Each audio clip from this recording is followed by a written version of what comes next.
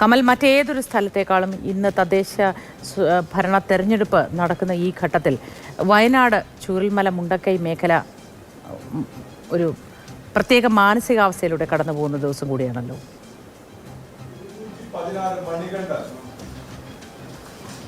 മോത്തി പറഞ്ഞത് വളരെ ശരിയാണ്. ഒരു പ്രത്യേക അവസ്ഥ തന്നെയാണ് ഉള്ളത്.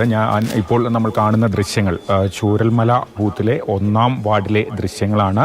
നേരത്തെ ഉണ്ടായിരുന്ന മുണ്ടക്കൈ വാർഡ് പൂർണ്ണമായും ഇല്ലാതായി. മുണ്ടക്കൈ മേഖലയിൽ നിന്നുള്ള അതിജീവിതർ ഇപ്പോൾ ചൂരൽമലയിലെ 1-ാം ബൂത്തിലെ വോട്ടർമാരാണ്. അതായത് ഈ ബൂത്തിലെ വോട്ടർമാരാണ്. ഇവിടെ 1039 വോട്ടർമാരാണുള്ളത്. എല്ലാവരും ഈ ദുരന്തത്തെ അതിജീവിച്ചവർ, ജില്ലയുടെ പല ഭാഗങ്ങളിൽ താമസിക്കുന്നവരാണ്. നേരത്തെ ഏജന്റുമാരൊക്കെ നമ്മളോട് പറയുന്നുണ്ടായിരുന്നു, തെരഞ്ഞെടുപ്പിനേക്കാൾ ഞങ്ങൾക്ക് ഇന്ന് സന്തോഷമുള്ളത് ഈ പല ഭാഗങ്ങളിൽ താമസിക്കുന്ന ഞങ്ങളുടെ കൂടപ്പിറപ്പുകളെ കാണാൻ കഴിയും എന്നുള്ളതാണ്. എല്ലാവർക്കും ഇങ്ങോട്ട് എത്താൻ സ്പെഷ്യൽ ബസ് അടക്കം ജില്ലാ ഭരണകൂടം ഒരുക്കിയിട്ടുണ്ട്. ഉച്ചയ്ക്ക് മുൻപ് തന്നെ എല്ലാ ഭാഗത്തു നിന്നും വോട്ടർമാർ ഇങ്ങോട്ട് എത്തും എന്നാണ് പ്രതീക്ഷിക്കുന്നത്.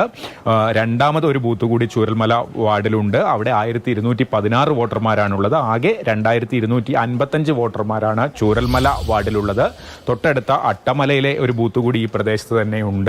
അങ്ങനെ 3 ബൂത്തുകളാണ് ചൂരൽമല ടൗണിന്റെ 3 ഭാഗത്തായി ഉള്ളത്.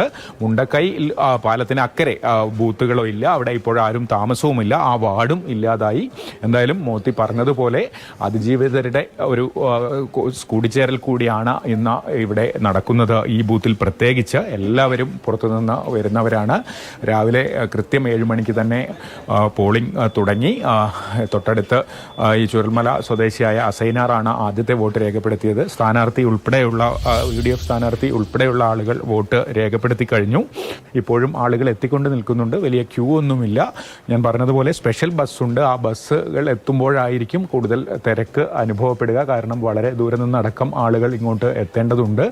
നമ്മൾ നേരത്തെ സംസാരിച്ചപ്പോൾ BJPയുടെ ഏജന്റ് മുരളീധരൻ, അദ്ദേഹം അമ്പലവയലിൽ നിന്ന് രാവിലെ 3 മണിക്ക് പുലർച്ചെ 3 മണിക്ക് പുറപ്പെട്ടാണ് ഈ ബൂത്തിലേക്ക് എത്തിയത്. അത്തരത്തിൽ പല ഭാഗങ്ങളിൽ നിന്ന് ആളുകൾ എത്തേണ്ടതുണ്ട്. അപ്പോഴേക്ക് കുറച്ച് തിരക്കൊക്കെ ആവുമെന്ന് കരുതുന്നു. എന്തായാലും വലിയൊരു പോളിംഗ് ശതമാനം തന്നെ ഇവിടെ ഉണ്ടാകും. കാരണം നേരത്തെ പറഞ്ഞതുപോലെ എല്ലാവരെയും കാണണം എന്നുള്ള ഒരു ആഗ്രഹത്തിൽ കൂടി വോട്ടർമാർ ഇങ്ങോട്ട് എത്തും.